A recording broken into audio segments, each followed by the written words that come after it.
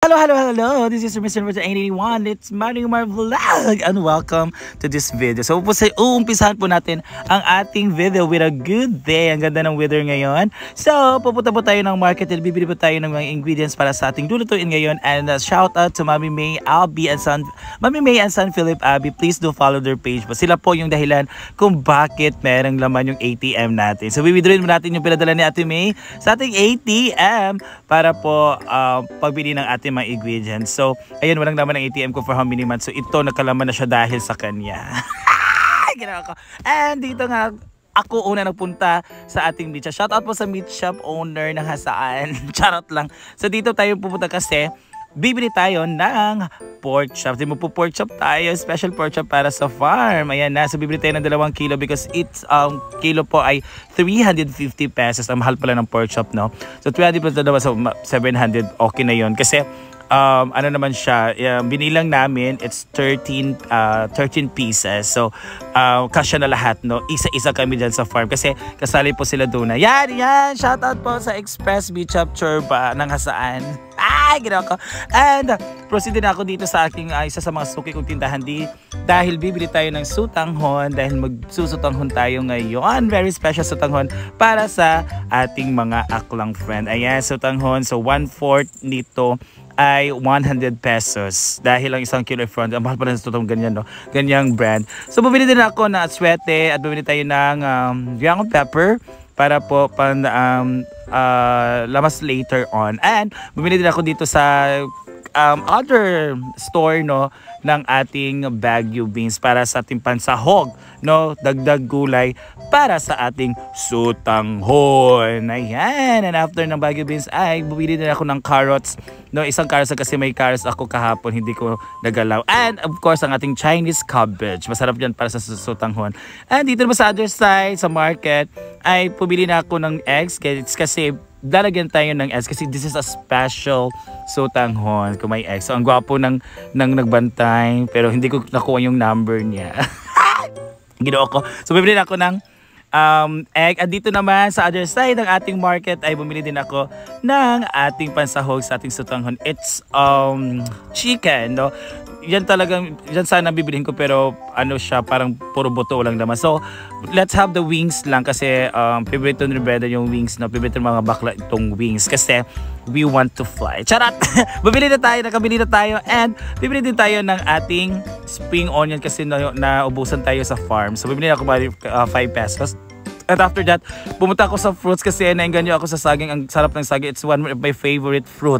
Ganyan na saging talaga. Kasi matamis yan. Basta high protein. Protein, potassium. Oo. So, bumili din ako dito sa kanyang katabi na sa bakery. Bumili ako ng tinapay kasi it's 2 PM and bigyan natin ng snack yung ating mga akla sa farm. Ayan, sa tinapay. And after 1 hour for purchasing, guys, ayan, biglang umiba po yung timpla ng ating panahon. So sana makarating ako ng farm na hindi pa ako mauulanan. So ganda talaga ng tanawin dito, guys, no? Bubusog kayo sa tanawin dito. So pagpunta ko ng farm ay agad-agad kong hinugasan ng ating pork, 2 kilong pork chop dahil imamarinate natin yan. So gamit ng marinate ko ay after ang gamit ko ng marination po ay hindi pa ako magamit ng toyo kasi pag toyo siya magiging black siya, magiging pangit yung itsura. So ayan, granules lang, pepper and then asin. Ayan, so himas-himasin na natin siya, no? Let's mix it para distribute yung ating mga pampalasa do sa ating lahat ng karne, lahat pa ng bawat parte ng karne. Ginawa ko. And after that ay nilagyan ko lang siya ng konting kalamansi kasi yung kalamansi papaalis siya ng anghit ng karning baboy. So ano lang siya, 6 pieces of kalamansi kasi may kalamansi din na stock dito sa ating hinaguan kitchen. So yan lang. And after pagput ng kalamansi ay himas-himasin natin para ma-distribute na. So after that ay ilalagay natin sa ating mahiwagang wrap. So shout out to Ate Kindness, no, na nabigay sa ating wrap. So na-post na namin to. So ilalagay natin sa wrap dahil i-marinate natin siya for 1 hour. So naligo na kami ng sapa ng ilog for how many hours dun, mga almost 2 hours. So after that ay nagsaing na ako, bumalik tayo sa farm kasi nag-change na ako, di ba? So naligo na tayo niyan, guys. So after pagsaing ay ipiprepare na natin ang ating mga ingredients for sutanghon. Sutanghon kasi is very special kay maraming ingredients. Yan, nilinis ko na, inugasan ko na, and in-slice ko na ang ating Chinese cabbage. Yan, masarap ng Chinese cabbage, guys. It's I think 20 pesos yan yung isa, or 25 pesos yan. And of course, yung ating ingredients, ang Baguio beans na 50 pesos ang kilo, so bali 1/4. Bali 1/4 lang yung binili ko. So, kukunin natin yung mga sa side niya, parang siyang garter or whatever stick niyan. So after that, slice na natin yan. So kayo, depende sa inyo kung anong mga giging hugis or kalaki yung slice. Ganito po ang choose kong size and shape ng kanyang pag-slice. And of course, babalatan natin yung ating carrots, no? So 2 carrots po yan. So iba yung nakuha kong peeler, guys. Peeler pala yung pangbukayo. So slice ko ng ganyan. So kayo na din, depende sa inyo kung anong hugis on size ng inyong pag-slice. So ginanyan ko lang siya kasi pag mas maliit at mahaba, mas madaling maluto. So mas maganda din siya tignan, especially sa mga kids. No? It's very attractive. Yan. And of course, ang ating mga aromatics. So first, na slice ko at nililisan ko ang ating capsicum, bell peppers, no, at man sa amin. And iyan ang ating sibuyas bombay or ating sibuyas. So 2 sibuyas kasi maliliit lang siya. And after ng sibuyas, ang ating ahos. Ahos punta sa amin sa Bisaya, ha. So dyan sa inyo is bawang. So it's garlic. So ganyan yung garlic. Dikdikin natin yan. Pinakauna ng process. And after pagdikdik ay babalat-balatan.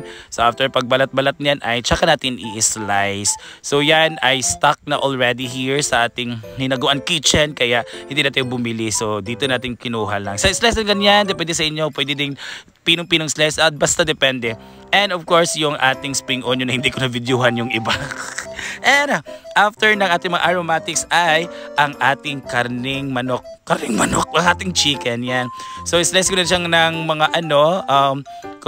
siya, para siyang cubes lang na size, no. So para daling maluto at parang malaki din siya at easy to get pag maluto na. Ayan yan. It's okay na ating Baguio beans, ang ating carrots, ang ating Chinese cabbage, ang ating aromatics. We have yan. Lahat na na-slice na natin yan.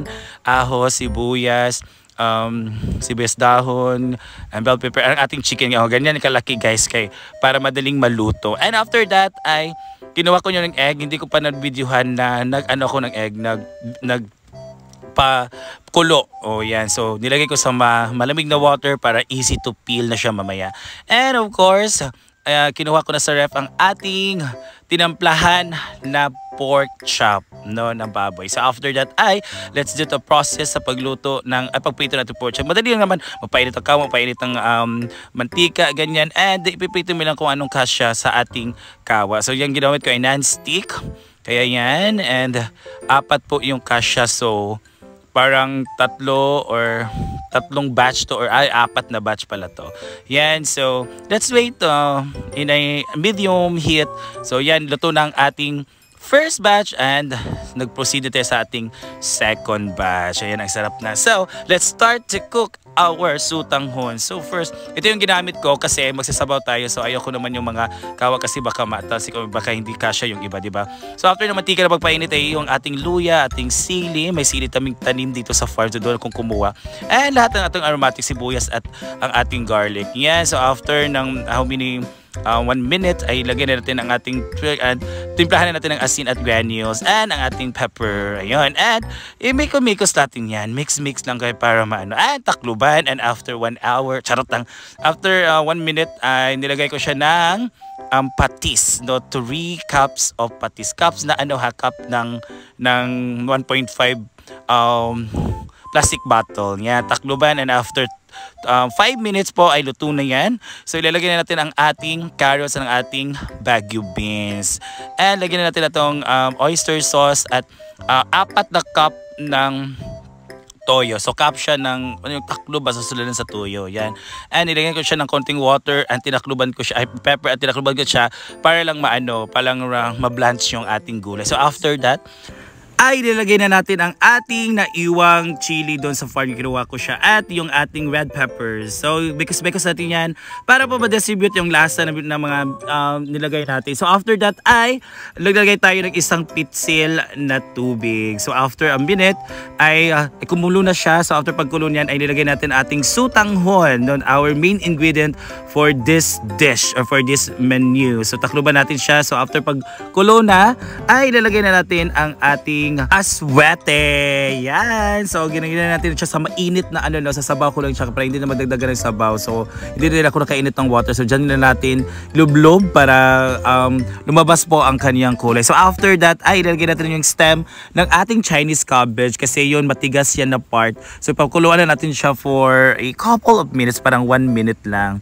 So takluban natin siya. So after 1 minute kumulo na siya at I think malambutin yung stem. So ilagay natin yung dahon ng ating Chinese cabbage. Ayan. And of course, ay imekos-mekos natin siya. So iduduot natin siya, didiin lang natin siya para maluto at maging malambot yung ating Chinese cabbage na mga leaves. So after that, ay ilagay natin ang ating mga natirang aromatics, which is ang ating sibuyas dahon or ang ating spring onion. So after 1 minute, another 1 minute kasi madaling malambot yung kasi inumunan ko sa tubig yung ating tangan.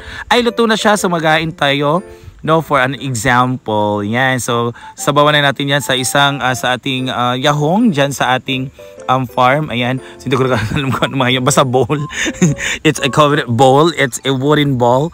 And after that, ilagay natin siya ng ating spring onion and ang ating egg, boiled egg. Yan. So, ganyan lang po siya. At ayan na guys, luto na po ating special sutanghon para sa everyone. So kain po guys, ang sarap po nito. Thank you so much Mami Abby and see ya on my next vlog. Thank you!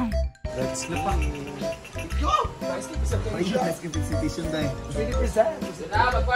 Mana, katag na lang ay naman. Hey, let's eat! So much more for the dinner. Ate May man. Ate May, yes. Melmar, of course, for cooking. Yes, for cooking the...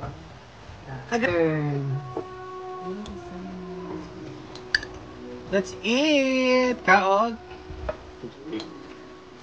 Sa asin ang tahak eh. Mauro na yung presentation lang ako nagyanaan na. Ay mo na na. Thank you, Mima, for cooking this our dinner today. Tonight. Tonight. Okay naman. Thank you so much, Ate May, Abby. Thank you, ma'am. Thank you po, Badang. Thank you, Ate May Abby. At syempre, Philip.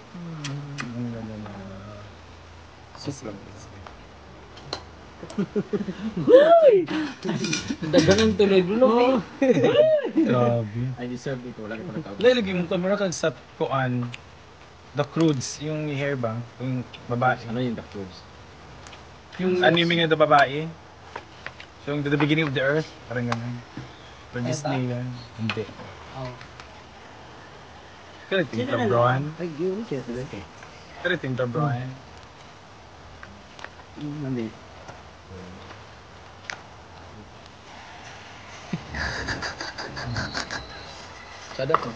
So let's make tags sa. Yeah! Napon na kita. Ako mag-iyak tanan. Pari lang kayo, chuchay. Ikaw pagtungan ni Chuchay. Ikaw yung ito. Taba pa ka.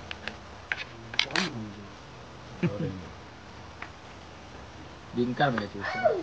Go down. Ay na manok kay Chuchay yun. Ay, mga manok ano yung sing? Sikus yan. Ha?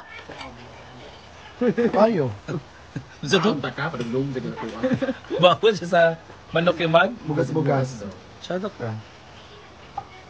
Yeah, let's see. Nakakuha siya ng high school.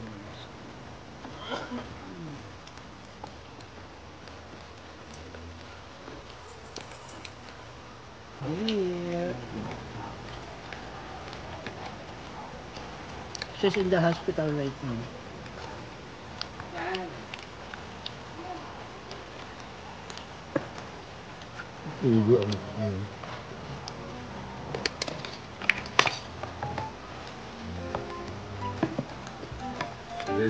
Ini hapon.